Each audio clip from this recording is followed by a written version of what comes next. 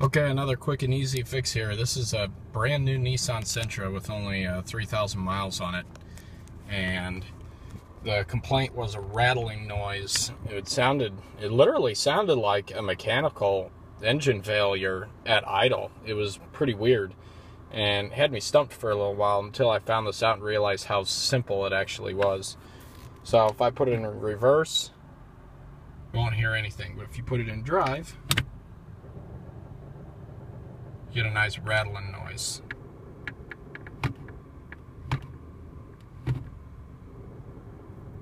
So, set the e-brake there, show you what it sounds like on the outside.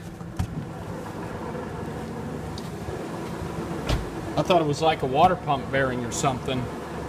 And I noticed the noise kind of dissipated though when I popped the hood. Then when I raise it up, it goes away completely. When I lift the hood up, found that the hood prop rod there was loose and it's rattling. As you can see right there.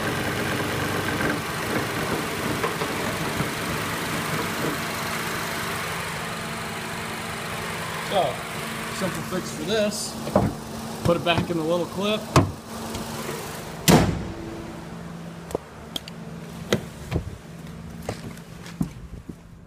Noise is all gone. I've come across a few of these. I don't know if they just worked their way loose somehow or they weren't secured at the factory or what it is, but anyways, I've seen several of these.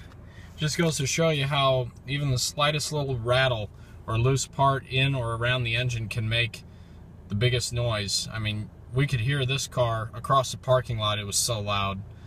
And all it was just a little hood prop resting on the engine.